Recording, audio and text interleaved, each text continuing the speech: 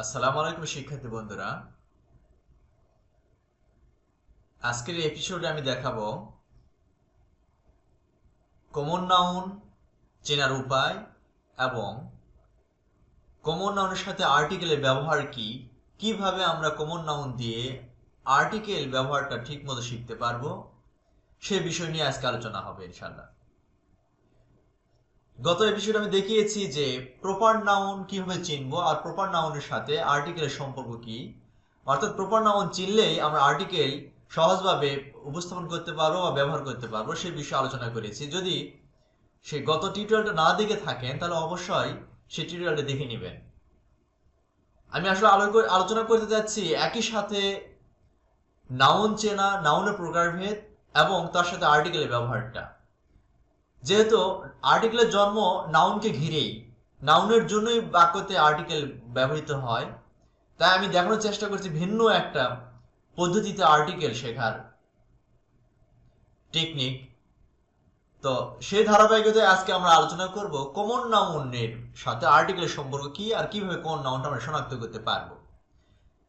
এই জাতীয় এপিসোড যে আলোচনাগুলো করছি, যে এপিসোডগুলো দিচ্ছি, আমি যে টিউটোরিয়ালগুলো বানাচ্ছি, এগুলো কিন্তু অ্যাডমিশন জবের জন্য এবং একাডেমিকের জন্য আবশ্যক। তাহলে কথা না বেরিয়ে আমরা আলোচনায় যাই। দেখতে পাচ্ছেন নিচের বাক্যগুলো অর্থ সহ পড়ুন। There are many persons, countries, rivers, oceans, seas, places, animals, religions and languages in this planet. অর্থটা এমন যে এই গ্রহে অনেক মানুষ, দেশ, নদী, মহাসাগর, সাগর, জায়গা, প্রাণী, ধর্ম এবং ভাষা আছে। তাহলে এই যে যতগুলো নাউন দেখলাম আমরা, দেশ, ধর্ম, ভাষা, এগুলো কিন্তু পৃথিবীতে অনেক। আর এগুলো অনেক হওয়ার কারণে কিন্তু আমরা সহজে এই নামগুলোকে বহুবচন করতে পারি। দেখতে পাচ্ছেন আমরা বহুবচন করেছি কান্ট্রিজ, রিভার্স, ওশানস, অনেক হওয়ার জন্যই কিন্তু বহুবচন করতে পেরেছি বা প্লুরাল করতে পেরেছি। তাছাড়া সবচেয়ে বড় কথা হলো, গত টিউটোরিয়ালে দেখেছি, প্রপার নাউন দেখিয়েছি যে ফিক্সড বা নির্ধারিত একটা নাম, যেটা পৃথিবীতে একটি মাত্র যে নাউনটা, সেটা প্রপার নাউন হয়।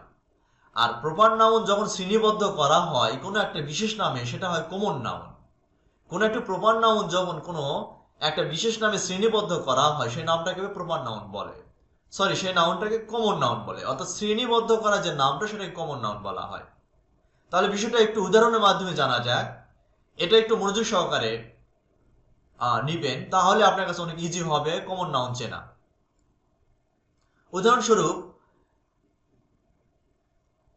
স্যার ক্লাসরুমে এসে বোর্ডে অনেকগুলো নাম লিখলেন, অনেকগুলো নাউন লিখলেন। যেমন বোর্ডে লিখেছেন Japan, Friday, Atlantic, Padma, America, winter, Sunday, মেঘনা, spring, India, specific, Jamuna, Wednesday. এই নামগুলো বোর্ডে স্যার লেখার পরে স্টুডেন্টদের উদ্দেশ্যে বলছেন যে তোমরা এই নামগুলোকে একটা, যতটা নাম লিখেছে এই নামগুলোকে একটা নির্দিষ্ট একটা শ্রেণীবদ্ধ করো, শ্রেণীবদ্ধ করে কয়েকটা টেবিলে বা বক্সে সাজিয়ে নাও। সে বক্সের যেন বা টেবিলের এক একটা নাম থাকে। এর মধ্যে যে ব্রিলিয়ান্ট স্টুডেন্ট, সে করেছে একটা, যেমন দেখলো সে যে কান্ট্রি, আমেরিকা, ইন্ডিয়া, এগুলো একটা বক্সের মধ্যে নেওয়ার জন্য সে একটা টাইটেল দিল কান্ট্রি। কান্ট্রি লেখার পর একটা বক্স বানালো, বানানোর পরে জাপান, আমেরিকা, ইন্ডিয়া লিখেছে। আবার একটা টাইটেল দিয়েছে ডে, তার মধ্যে দেখতে পাচ্ছেন ফ্রাইডে, সানডে, ওয়েন্সডে, দিনগুলোর নাম লিখেছে। অশন, মহাসাগর টাইটেল দেওয়ার পরে লিখেছে হচ্ছে আটলান্টিক, স্পেসিফিক। তেমনি করে রিভার্স টাইটেল দেওয়ার পরে লিখেছে হচ্ছে পদ্মা, মেঘনা, যমুনা। আরো টাইটেল দিয়েছে হচ্ছে সিজনস, উইন্টার, স্প্রিং, এগুলো দেওয়ার পর একটা বক্স তৈরি করেছে। তাহলে আপনারা দেখতে পাচ্ছেন যে শ্রেণীবদ্ধ করার জন্য যে টাইটেলটা দিয়েছে country, day, ocean, river, season, এইগুলো কিন্তু এক একটা নাম, কিন্তু এগুলো কিন্তু কমন নাম। অর্থাৎ প্রপার নাউনগুলোকে যখন একটা শ্রেণীবদ্ধ করার জন্য একটা টাইটেল বা নাম দেওয়া হয়, একটা শিরোনাম দেওয়া হয়েছে, এই শিরোনামটা ডেফিনেটলি কিন্তু কমন নাউন হবে। এরকম আরো কিছু এক্সাম্পল আমরা দেখে নিতে পারি। আপনার স্ক্রিনে দেখতে পাচ্ছেন কমন নাউন এবং প্রপার নাউন। প্রপার নাউন আমরা এখানে পার্সন কমন নাউন দেখতে পাচ্ছি, পার্সন কমন কমন নাউন এবং প্রপার নাউন হলো নজরুল, তামান্না, বেলাল এটসেট্রা। তেমনি করে দেখতে পাচ্ছেন অনেকগুলো দিয়েছে এপাশে মান্থ, মাসের নাম দিয়েছি জানুয়ারি, ফেব্রুয়ারি, মার্চ। অর্থাৎ এই কমন নাউনকে নির্দিষ্ট যখন নাম ধরে ডাকা হচ্ছে, মাসের নাম ধরে ডাকা হচ্ছে, তখন তা হচ্ছে প্রপার। আর প্রপার নাউনগুলো যখন একটা নির্দিষ্ট শ্রেণীবদ্ধ করে একটা টাইটেল দেওয়া হচ্ছে মান্থ বা মাস, তখন তা হয়ে যাচ্ছে কমন। আপনারা এই অনেকগুলো নাউন এখানে দিয়েছি আপনাদের সুবিধার জন্য, যে যাতে করে আপনারা বিভ্রান্ত হবেন না, অর্থাৎ প্রপার কমন নাউন সিলেক্ট করতে বা সিলেকশন করতে আপনাদের সুবিধা হয়। দেখতে পাচ্ছেন এরকম করে অনেকগুলো আমি সাজিয়েছি আপনাদের জন্য, যে যাতে করে আপনাদের প্রপার কমন নাউনটা অনেক সহজ। কলেরা, ডিসেন্ট্রি, এইগুলো হচ্ছে কলেরা হচ্ছে কমন নাউন, আর ডিসেন্ট্রি ডিজিজ হচ্ছে কমন নাউন, আর হলে কলেরা হচ্ছে প্রপার নাউন। একটা লক্ষ্য করে দেখবেন আপনার স্ক্রিনে, একটা জিনিস লক্ষ্য করবেন যে কোনো কোনো প্রপার নাউনের আগে আর্টিকেল আছে, কোনোটার আগে আর্টিকেল নেই। যেমন মাউন্টেন, এভারেস্ট আগে কোনো আর্টিকেল নেই। আবার স্ট্রিট, রাস্তার বা পার্কের নামের আগে কোনো আর্টিকেল নেই, রোগের নামের আগেও আর্টিকেল নেই। আমি গত টিউটোরিয়ালে দেখিয়েছি যে প্রপার নাউনের আগে আর্টিকেলের ব্যবহারের ক্ষেত্রে বলেছি যে প্রপার নাউনের আগে হয় আর্টিকেল দেওয়া হবে, না হলে নো আর্টিকেল হবে। দেখতে পাচ্ছেন কোনগুলোতে নো আর্টিকেল, কোনগুলো দা ব্যবহার করা হয়েছে, সেটা আরেকবার আপনাদের মনে করে দিলাম। যদি টিউটোরিয়ালটা না দেখে থাকেন প্রপার নাউন এবং আর্টিকেলের ব্যবহারটা, টিউটোরিয়ালটা অবশ্যই দেখে নেবেন। তারপরে চলুন আমরা দেখে নিব তাহলে প্রপার নাউনের ডিফিনিশনটা, কমন নাউনের ডিফিনিশনটা কি হতে পারে সেটা আমরা দেখে নিব। কমন নাউনের ডিফিনিশনটা আমরা একবার দেখে নেই।